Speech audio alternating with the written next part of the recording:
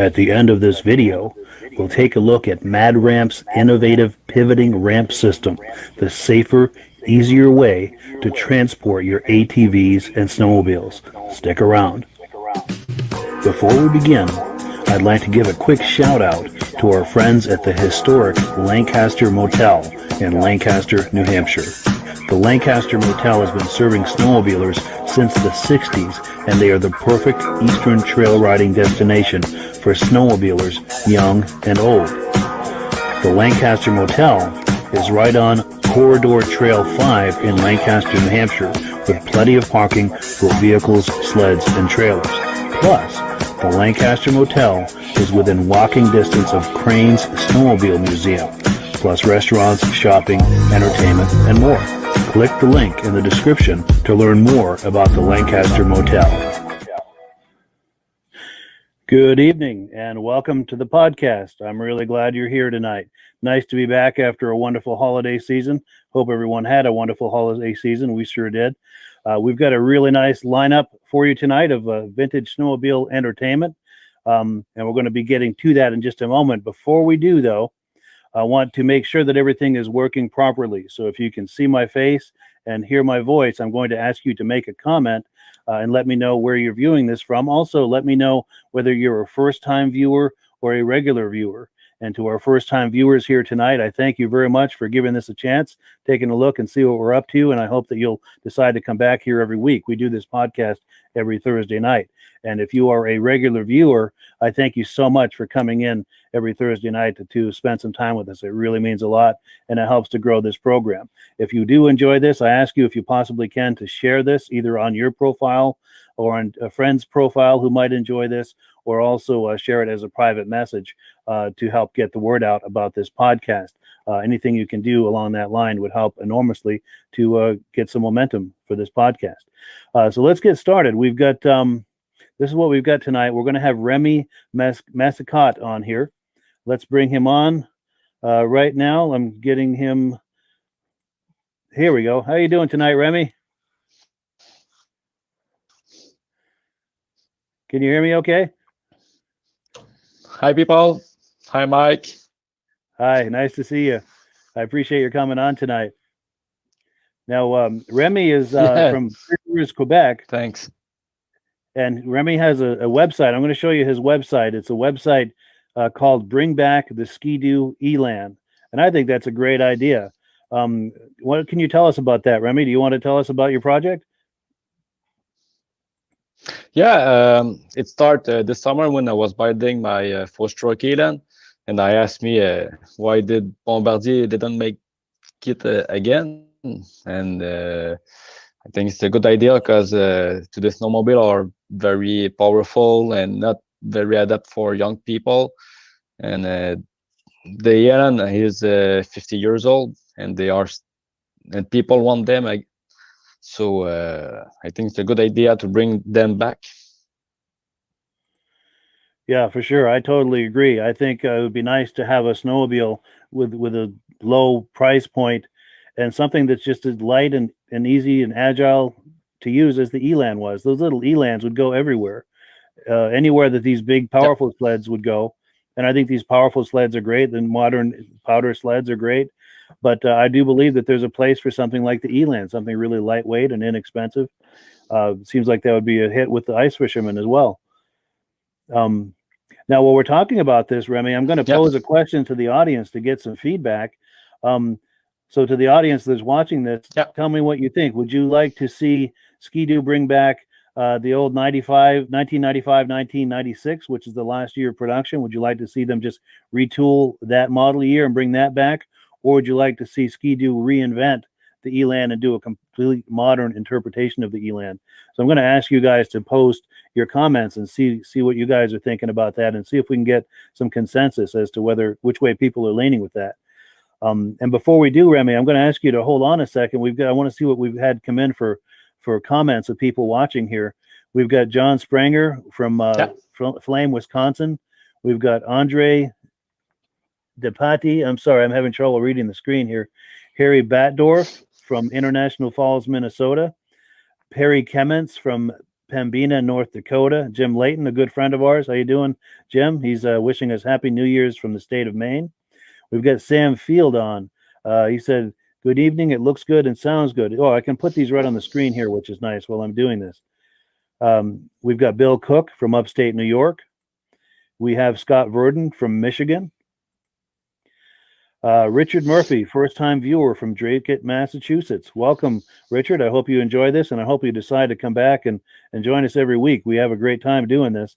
We've got Mark Maratsky, first-time viewer from Minnesota. Thanks for coming on, Mark. We really appreciate that. We've got Ray Nelson from Cumberland, Wisconsin, first-time viewer. Thank you so much, Ray, for giving us a shot and see what's going on here. We've got Kurt Isaacson from Lemoore, North Dakota. John Panuski from Anoka, Minnesota. Did I read that twice? I'm not sure. Anyway, we've got Brian Robillard, a good friend of ours. Brian is on here every week. We really appreciate your coming on. And Brian is from Putnam, Connecticut. John Baird, first-time viewer. Thanks for coming on, John. Appreciate it. Hope you'll join us every week. Tom Gregory from Armada, Michigan. Bill Desjardins from Alberta, Canada. We've got Scott Brown from the boondocks of North Dakota. Brad Curtis, sounding good. He says Brad is from Syracuse, New York. Jeff Brain from Lee, Massachusetts. Cecil Fossil, first-time viewer from Northwest Minnesota. Thanks for coming on, Cecil. Appreciate your coming and checking us out. Lyndon Dewey, sounds good, from Stillman Valley, Illinois. Andre DePati from Quebec. Now, there's a fellow Quebecer there for you, Remi. So that's cool. We've got Jeff Nix, regular viewer, checking in from North Liberty, Iowa. And yeah, we've got a lot of Quebecers. And by the way, if we've got a lot of Quebecers that view this, so if you are from Quebec, please say hello and mention that you are watching from Quebec. We've got Jeff Spranger Jr. from Spans, Wisconsin. Rick Libby, first-time viewer, St. Andrews, New Brunswick. And I lost my place here on the... If I scroll, it really goes by. I apologize. Okay, here we go. Joe Lewis from Jackson, Maine. Marshall Lowe. I don't know if that's a person or a place, but Marshall Lowe, Jackson, Maine. Thanks for coming on. We really appreciate it. Lyndon Dewey, regular viewer from Stillman Valley, Illinois. Bill Cook. Yes, he's seen the price of the Elan go up $1,000. Okay. We've got Aaron Selly from Cabot, Vermont. I've met Aaron at some of the Vintage Snowmobile shows. He's got some really nice sleds. Aaron, we'd love to have you come on here live sometime, by the way. Let's have a side conversation about that. Send me an email if you would, if you'd like to come on, do some show and tell with some of your sleds. I know you've got a lot of them between your brother and your father. We would love to have some of that on here. Next, we've got Steve Dickinson, a good friend of mine. Steve Dickinson has a lot of really nice vintage Arctic cats, and he is from Berlin, New Hampshire. We see him at a lot of the shows. Sam Field.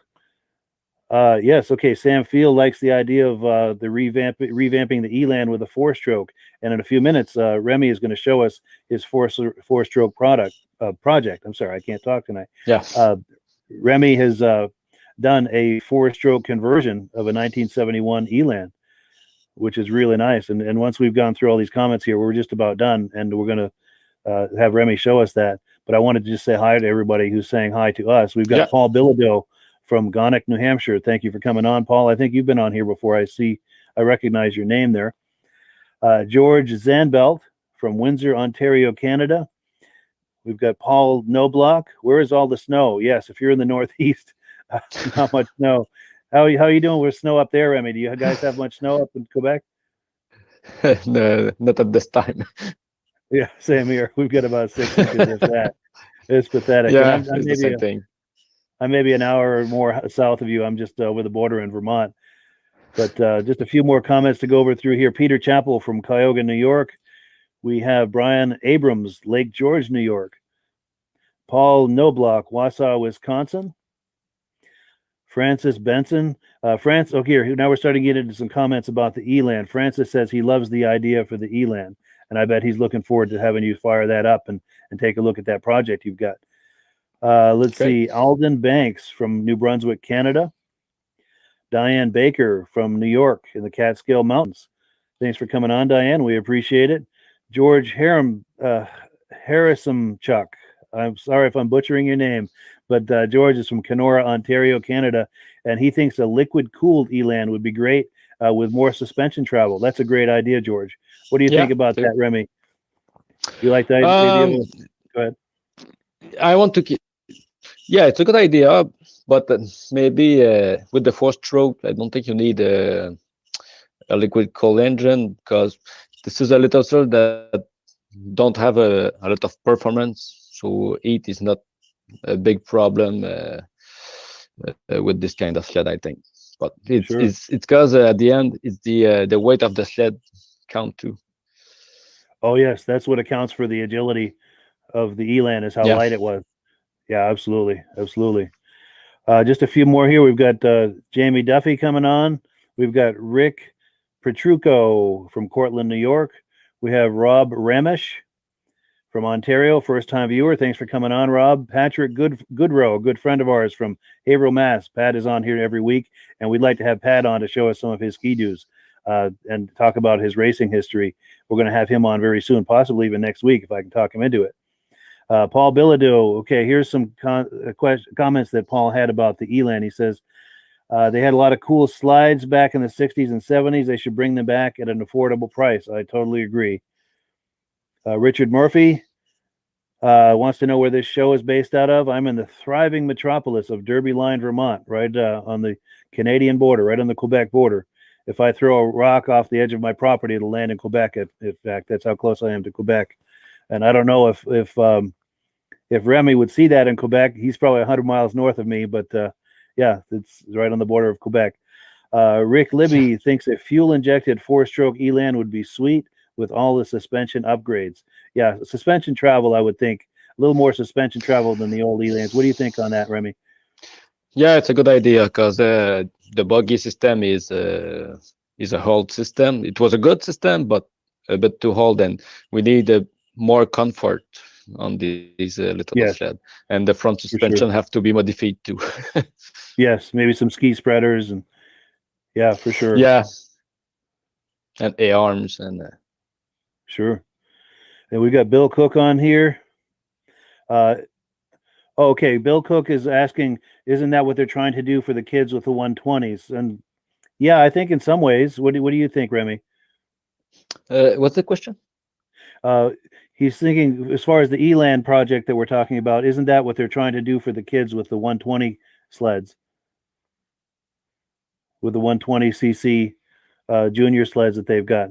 in some ways, I think that fills the Elan spot. But the nice thing I'm thinking about the Elan is that it was designed for adults and children, and I don't know. I've never ridden one of those 120s. I don't know how agile that is in the deep powder. Do you have any thoughts on that, Remi? Or 120s. He talked about the track. yeah, or he talks about the track. Yeah, no, not a 120-inch track. About the 120cc junior sleds, the youth sleds. Okay. Wondering if that would. They are too small for an adult. Yeah. It's because they are very too small for an adult.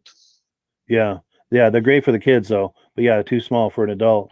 And then we've got Ben Tucker for the kids, Tunbridge. For sure. Sure, Ben Tucker from Tunbridge, Vermont. So yeah, let's go back to our conversation, Remi.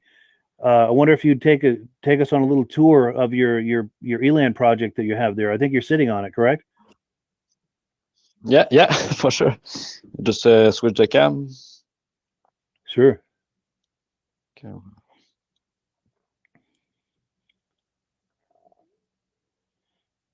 And while he's turning that camera around, I've got a link in the description if you'd like to check out Remi's petition.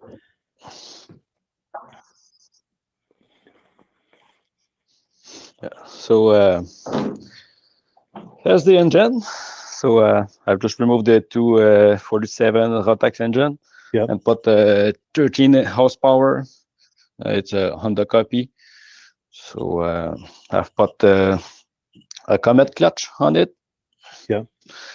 They are almost ready to put right there, and they work pretty well. So you don't have to modify anything. And on the secondary clutch, I've put Yamaha Bravo spring. They are stiffer, and you have a little better acceleration with this engine. And have welded an exhaust, and it goes right where the two-stroke exhaust go. Oh yeah. And that's very simple to do. There's a lot of more of thinking than making. Sure. Yeah, I imagine a lot of planning goes into that. Yeah, for sure. I can start it if you want to see it. Yes, please. Yeah. They start better. They start very better than the than the two-stroke.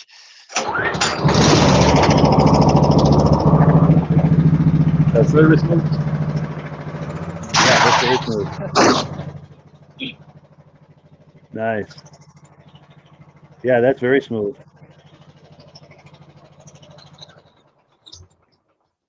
And I have a lot more torque with the four-stroke engine. Oh yeah, more torque. Yeah, a lot more. So if you have to pull something like I do, I'm pulling a water tank for my sugar shack. Yes. And I will see this fall. This is springs. I will see the springs how it works with a water tank. Nice. And I bet that would be good for someone doing ice fishing, trying to pull a sled with all their ice fishing gear. I bet it would be perfect for that. It's the same things, yeah. Wonderful. Well, good. Well, before we wrap it up, Remi, I'm going to show a video that you sent me of you riding this very sled. I'm going to show this to our friends. My speed record. Yes, that's right. Let's take a look.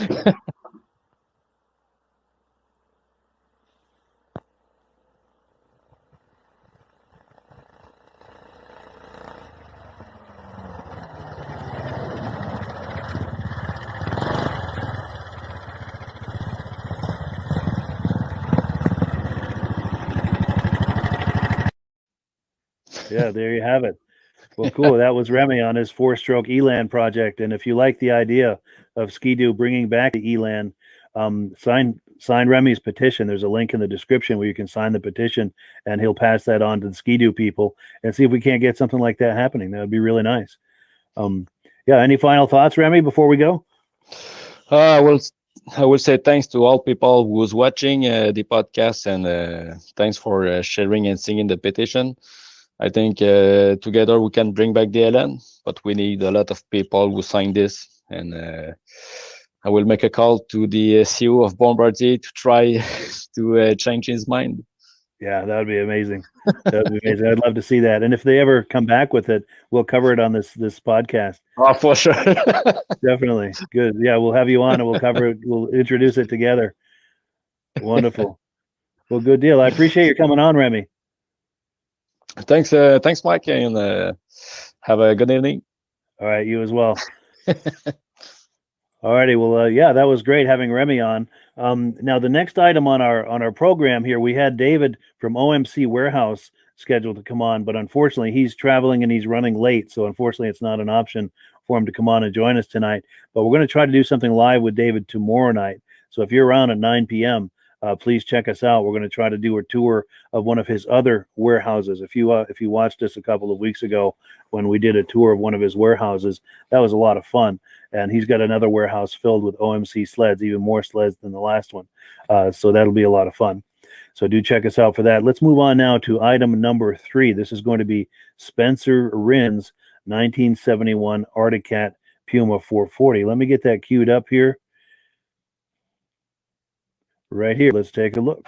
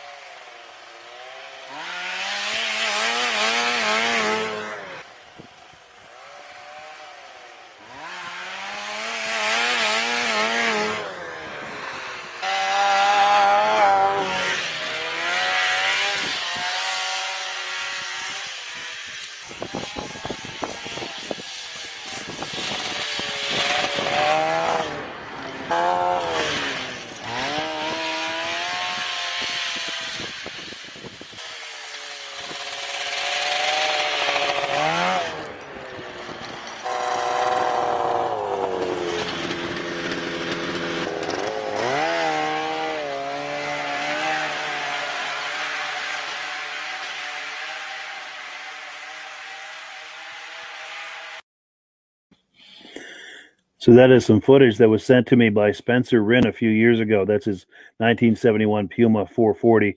And that's what we're doing tonight. I know I've been showing a lot of my footage that I've been taking over the last bunch of years. I've been showing that a lot, but we're switching it up tonight. I'm going to be showing some footage that's been sent to me. This is tonight's footage that we're looking at is all footage from a project I was working on a few years ago, and people were sending me some footage, and I was doing that in a project. So we're looking at that tonight. In future episodes, I've got a vault full of images and videos from snowmobile shows I've been to over the years, and we'll be getting back into that. But figured we'd switch it up tonight and take a look. Now, next on the podcast, we're going to be looking at Roger Wenzel's 1970 Boa Ski. We're going to be looking at his footage of that. Before we do, though, I've got a funny story. A funny memory that I have of a Boa Ski back in the day, and I think it was kind of like this Boa Ski we're about to look at. I remember when I was in elementary school, we're talking here maybe 72-ish, give or take. I was riding home on the school bus. We were going by somebody's house. They had a gravel driveway, and there was a guy out there. This was by the way, this was in October, and because I remember there was still foliage on the trees, but it was kind of, the foliage had kind of passed, so there was no snow yet. But apparently, this guy was eager to get on the snow and just couldn't wait anymore. And he was out on his gravel driveway with his Boa Ski doing donuts in the gravel driveway. And we're going by there in the school bus, and we thought it was the greatest thing ever. We're all hooting and hollering and cheering him on, and we just thought it was the coolest thing. And it was a sled just like this one we're about to see here. Here's the Rogers 1970 Boa Ski. Let's take a look.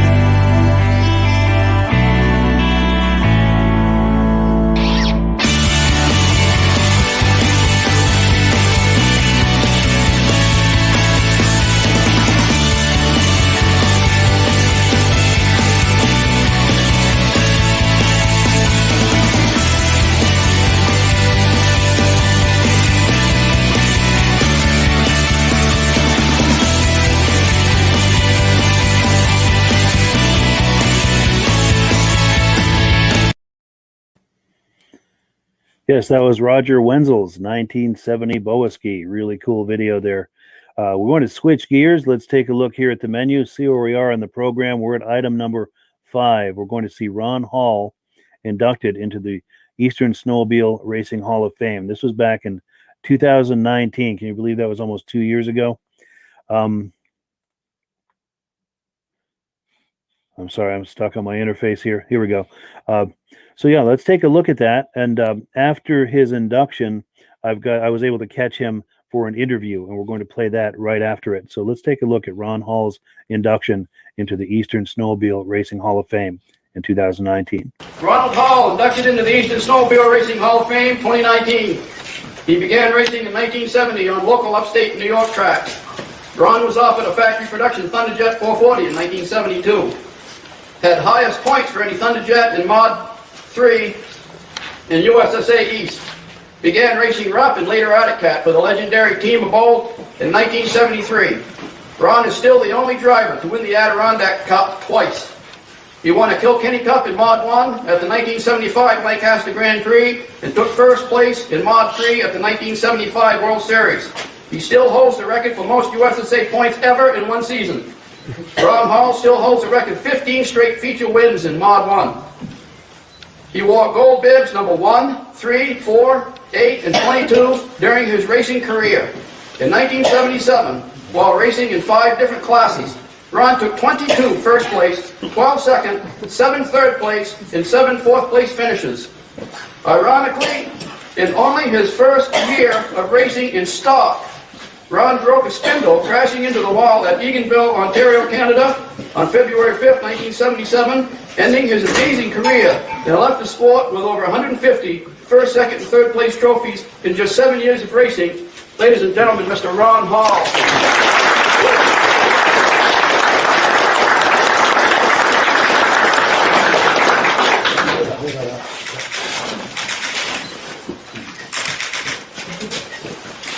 If I could have just a few minutes of your time, trying to think, this week what I might say to everyone here, but I'd like to honor some names, say some names that through my career that helped me out.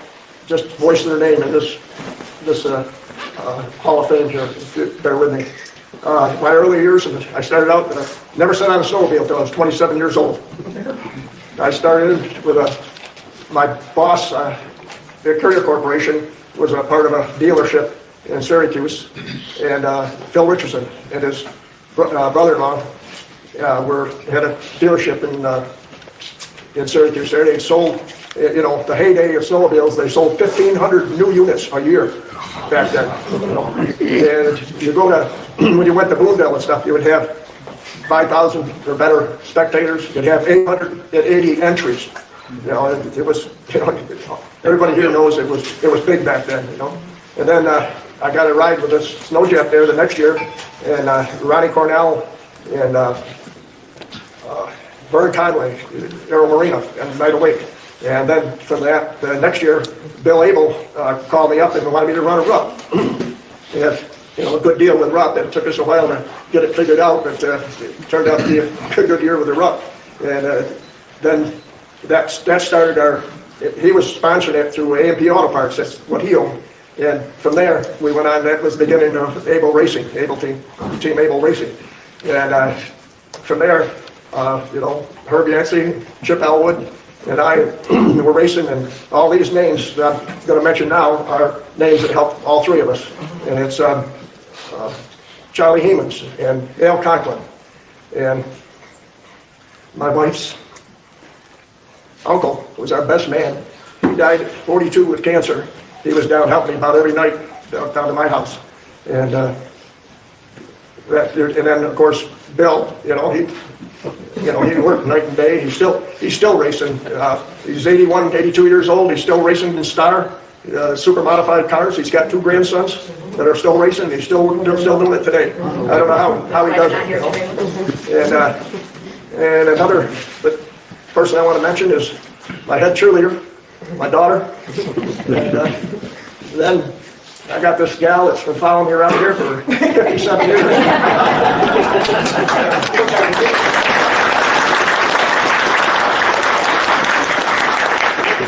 Anybody that's been in the racing, it's hard on the marriage life. She went with us just about every week. And our two children too. We did it a family deal. And my son, he's got a thumb that's bent right backwards from building tracks. Really short. I never seen anybody can bend a thumb backwards, but he does it. Well, I sure appreciate this. I appreciate you guys having this here. It's just a marvelous idea. It brings back a lot of nice memories to everybody. Thank you so much. So that was, pardon me, that was Ron Hall, inducted into the Eastern Snowmobile Racing Hall of Fame back in 2019. And I was able to catch him for a quick interview after the ceremony. Let's take a quick look at that. My name is Ron Hall. I raced snowmobiles from 1970 to 76, 77. I never was one for speed. I didn't like fast cars or anything like that. But my next door neighbor, Jimmy Fonger, which was an excellent racer, I started hanging around with him and changing spark plugs at a race and stuff, got interested in it. and it kind of caught on. I never sat on a snowmobile till I was probably 27 years old, and I started out with skidoos for 1 year.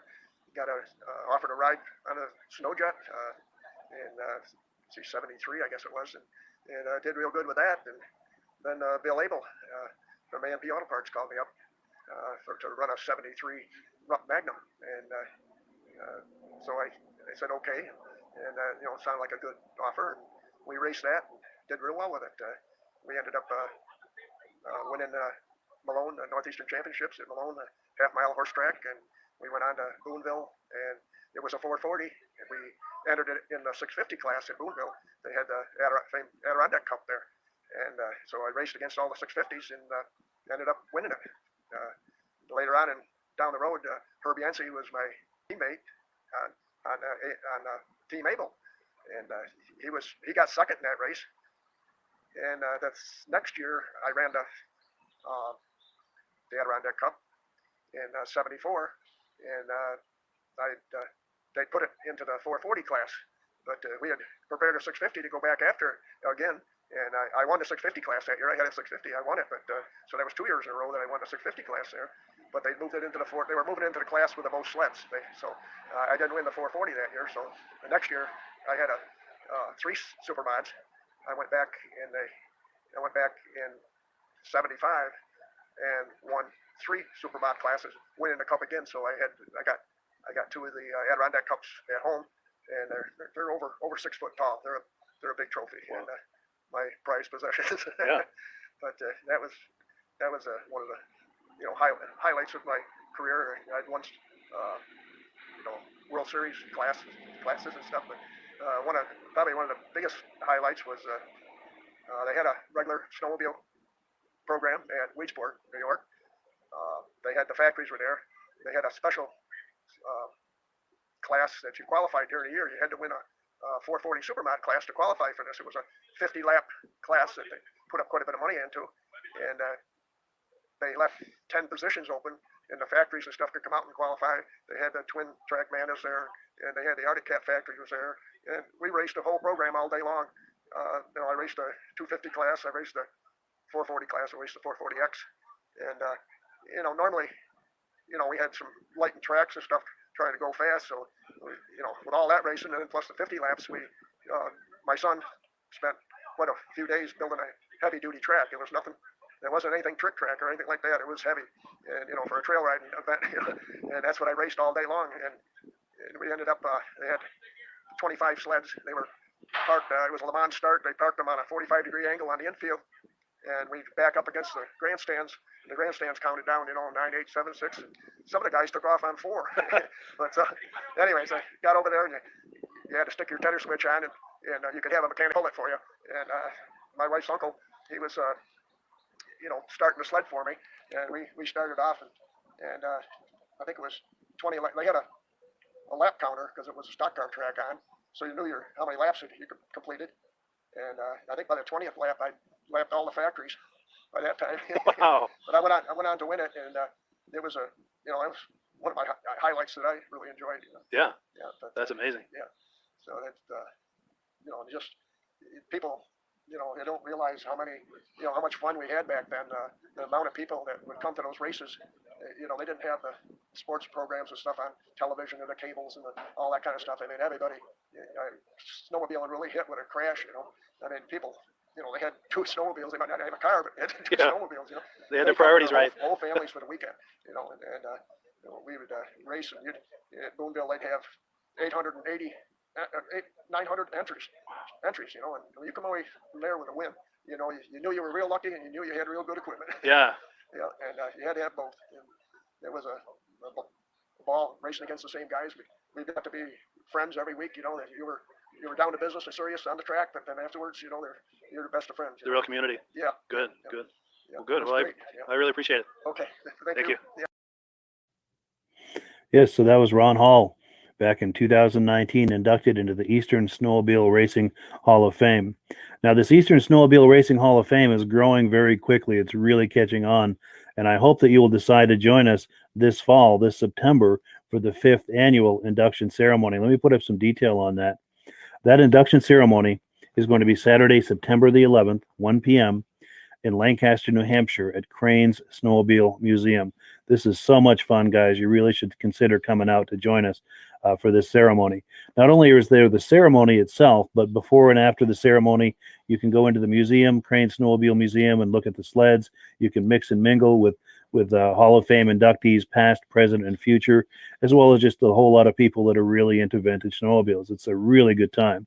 And then once the ceremony is finished, everybody moves over to the Lancaster Motel for the after party, and that's a really good time as well.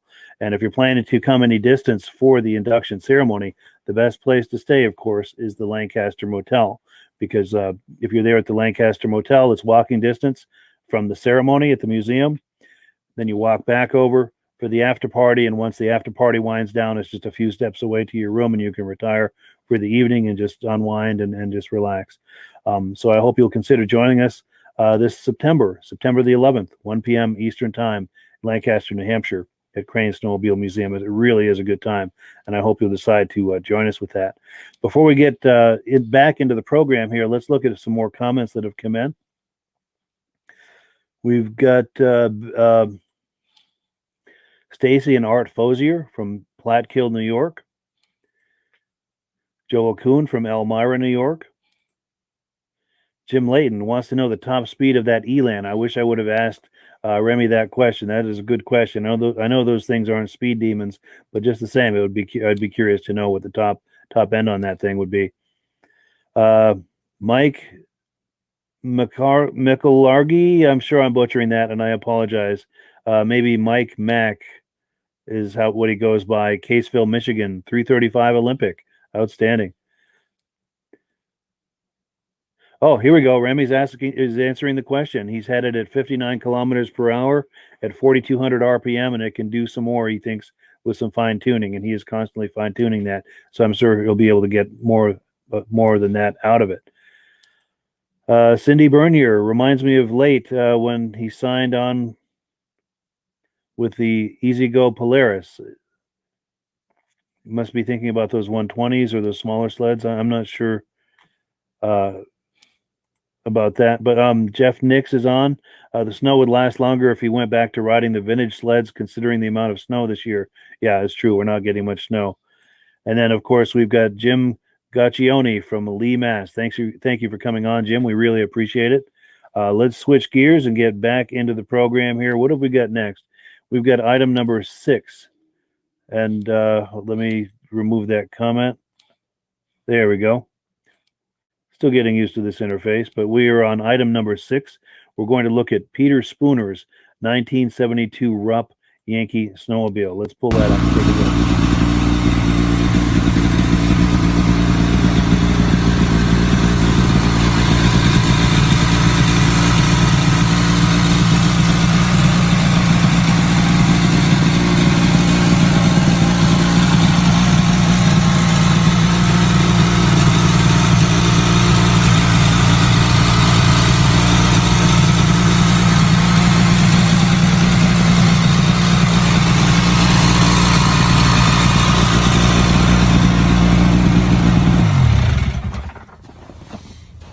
Hey, this is Pete Spooner, Lowell, Maine.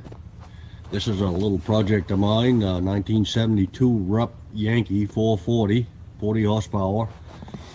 I bought it. It's pretty much original. I've cleaned it up and kind of made a new seat for it. And set of points, lined the gas tank, and I've been riding on the white stuff. She goes pretty good. I'm pretty tickled with it. Probably gonna be selling it. I've got a spare 340 motor for it, and also a 340 chassis. Pretty much just parts at this point. And that's pretty much it. Maybe I'll show you a few of my other projects at some point. Talk to you later. Bye. Yeah, that's a really nice Rupp, and I thank Peter for sharing that footage with me a few years ago. Be curious to know now that a few years have passed whether or not he ended up selling that sled. Have to check in on him about that at some point. Now, before we get on to the next sled, we're going to look at, I wanted to let you know that we are looking for an advertiser, and there's a number of ways that we can do that. If you've got a product or service that you think might be of interest to our Vintage Snowmobile audience, we can go big budget or we can go small budget. You probably noticed at the beginning of the program, we had that intro with the Mad Ramps, and we had an extended video montage, image montage for the Lancaster Motel. We can certainly do something like that for you. Also, at the end of this program, we're going to run an extended video of that Mad Ramps product. So there's a lot we can do. Also, for someone who's on a much tighter budget, we can do something like this, where if you share some images with me, I can create a slide like this, and we can talk about your business for 60 seconds. And it's very economical to do something like that, extremely economical. So if you've got a product or service you feel might be of interest to the viewers here on the Vintage Snowmobile Lovers podcast, give me a call, or my number is in the description, as well as a link for people who are interested in advertising. One last thing before we get to the next video. In a few weeks, it's going to be the Cranes Vintage Snowmobile Show. This is one of the better shows in the East. It's going to be Saturday, February the 6th.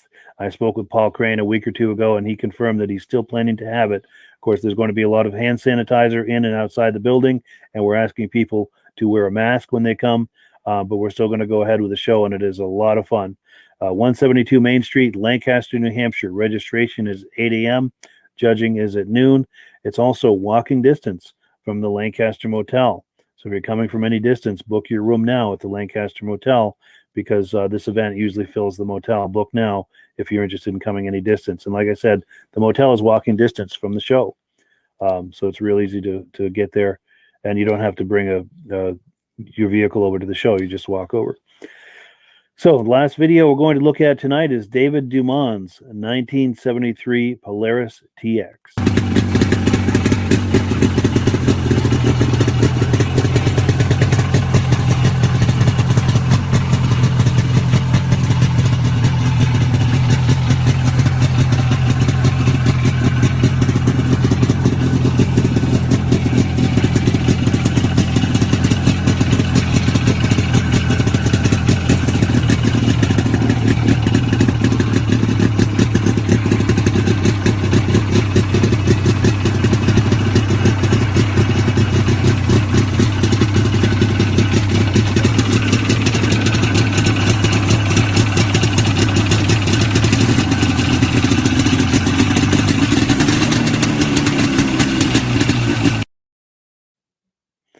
All right, so that's David Dumond's 1973 Polaris TX. Now, if you have footage you'd like me to share on the program, please send it to me. While I'm talking here, I'm going to put my email address on the screen. Where was that? Right here, I think is, yes, there's my email address. If you've got footage you'd like me to see, I would love to air that on here for everyone to enjoy. If you're taking footage with your cell phone, please be sure to hold your camera horizontally for a wide shot, not vertically. It's very difficult to edit vertical footage, but we would love to have some footage from you. Also, you saw how I had Remi on here earlier live from his home. If you would like to come on live, if you've got some vintage snowmobiles that you'd like to share with the audience, or if you know of someone who does, please have them contact me either at the email address at the bottom of the screen, or if you look in the description here, I've got a phone number. There's a number of different ways to reach out to me if you or someone you know would like to come on the program live. And that's one of the things I really like about this is the ability to bring someone on live. I think that's really exciting to have someone on here live and in real time, and the audience can ask them questions and we can interact. It's just a really cool way to experience this vintage snowmobile hobby. And I hope that you will consider coming on the program one way or another, either with some footage or coming on live at some point. So that's pretty much it for the evening. Before we close, I'm going to give you one last look at the Mad Ramps product. I thank you so much for coming on and spending some time with me tonight, and we will catch you on the other side. Happy New Year, everyone.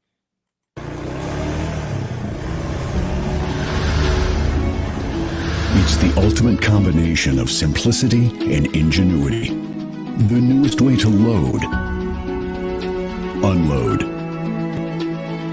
and transport your ATV or UTV. The Mad Ramp's pivoting ramp system. Made in the USA and engineered for strength and durability. Maneuver through tight places and over rugged terrain with plenty of ground clearance. No licensing, no ongoing maintenance costs, and no storage hassles like trailers. Won't slip or move like conventional ramps. Free up more cargo space in the bed of your truck. Securely connects to your truck's receiver hitch. Easily extends for safe loading and unloading. Seamlessly retracts for highway and off-road travel. DOT approved in all 50 states and Canada. Quickly disconnects in under a minute. A unique space-saving storage system. The Mad Ramp's pivoting ramp system. Go farther. Go faster.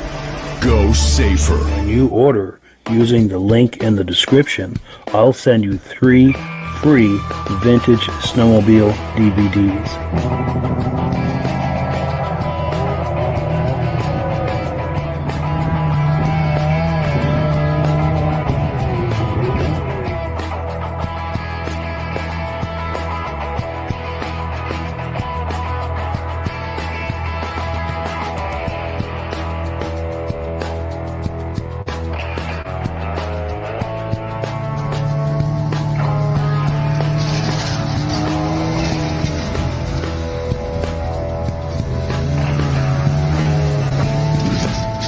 When you order using the link in the description, I'll send you 3 free Vintage Snowmobile DVDs.